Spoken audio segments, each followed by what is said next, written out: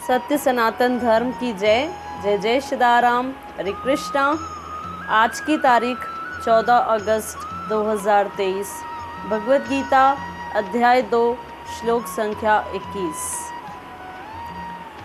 वेद अविनाशम नित्यम यह येन अजन्म अव्ययम कथम स पुरुषो पार्थकम घातयति हन्तिकम। हे पार्थ, जो व्यक्ति यह जानता है कि आत्मा अविनाशी, अजन्मा, शाश्वत तथा अव्यय है, वह भला किसी को कैसे मार सकता है या मरवा सकता है। अब पिछले श्लोक में भी भगवान ने बताया था कि आत्मा अजन्मा है, नित्य है, शाश्वत है। और उससे पिछले श्लोकों में भगवान ने ये भी बताया था कि वो ना किसी को मार सकती है, ना वो मरती है स्वयं। ठीक है, तो इसका ये मतलब नहीं कि हम बस सब छूट मिल गई। अब यहाँ कुछ रूल्स बता रहे हैं भगवान। क्या रूल बता रहे हैं? जैसे एक कोर्ट है, उसमें जज है, न्यायाधीश है, वो किसी मुजरिम को फांसी की सज़ा देती है, तो क्या उसमें जज की कोई पर्सनल दुश्मनी है उस मुजरिम के साथ?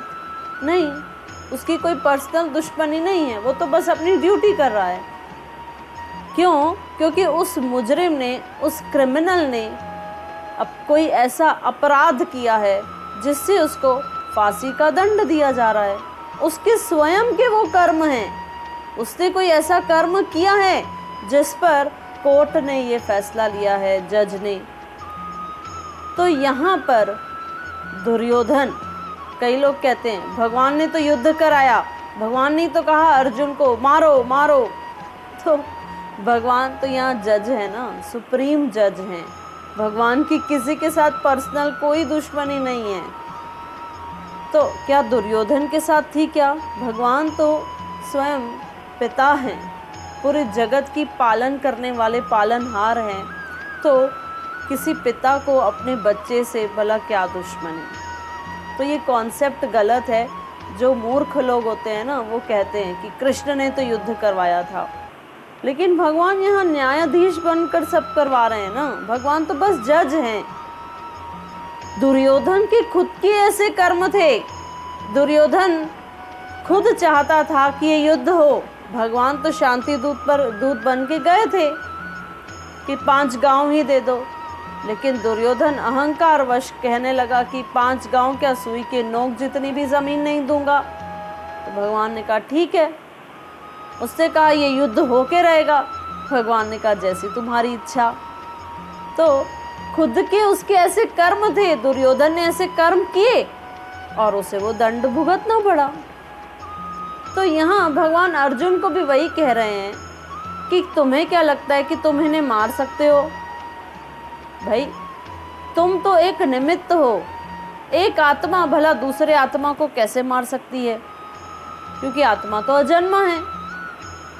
तो तुम ये क्यों सोच रहे हो कि तुम उन्हें मार रहे हो? और दूसरी बात, भगवान कह रहे हैं कि कोई डॉक्टर है मान लो, ठीक है, और वो जानता है कि पेशेंट का कोई एक ऑर्गन खराब हो गया है या कोई कैंसर उसके शरीर में प्रवेश कर गया है। तो हम देखते हैं ना कि किस किस को अगर कुछ ऐसे प्रॉपर कैंसर होते हैं तो उससे वो पार्ट ही निकालना पड़ता है, या फिर कई बार ऑर्गन खराब हो गया तो उसी ऑर्गन को ही पूरा निकालना पड़ता है। जैसे किसका गॉल ब्लैडर खराब हो गया तो पूरा गॉल ब्लैडर खराब बाहर निकलेगा। तो कोई अंग को डॉक्टर बाहर निकालता है। क्यों? क्योंकि अगर वो ऑर्गन उस बॉडी में रहेगा तो वो और जहर फैलाएगा। तो उसके भले के लिए डॉक्टर ऑपरेशन करते हैं। अब डॉक्टर की कोई पर्सनल दुश्मनी तो नहीं है कि वो उसको कष्ट में देगा, कष्ट में डालेगा, उसको ऑपरेशन करेगा। नहीं, डॉक्टर चाहता है कि ये मेरा पेशेंट स्वस्थ हो जाए, और ये तभी स्वस्थ होगा जब हम ऑपरेट करके उस पर्टिकुलर ऑर्गन को निकालेंगे। तो भगवान भी ये चाहते हैं कि इस समाज में हमेशा धर्म ऊपर हो, लेकिन ये जो अधर्मी था दुर्योधन, ये कैंसर रूपी दुर्योधन बन गया था समाज के लिए। ये हर जगह अधर्म का पॉइजन, जहर फैला रहा था। तो भगवान चाहते थे कि बेटर कि इसे ही बाहर निकालो। इसीलिए जो भी उस युद्ध में मारे गए तो वे अपने कर्म से मारे गए।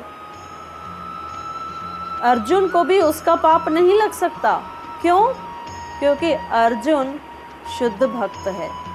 उसके हृदय में किसी के प्रति कोई वैर भाव नहीं है, द्वेष भाव नहीं है। वो तो केवल अपनी ड्यूटी कर रहा है।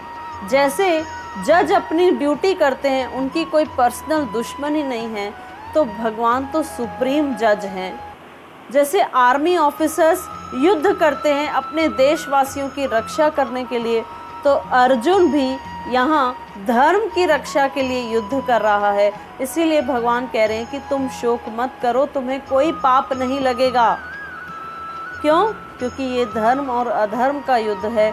और रही बात आत्मा की, तो वो तो अजन्मा है, अव्यय है, शाश्वत है, पुरातन है। भगवान कई शब्द से अर्जुन को समझा रहे हैं और अर्जुन के द्वारा हमें भी समझा रहे हैं कि हम अजन्मा हैं, नित्य हैं, शाश्वत हैं, नित्य भगवान के दास हैं। जय जय सीताराम। हरे कृष्णा।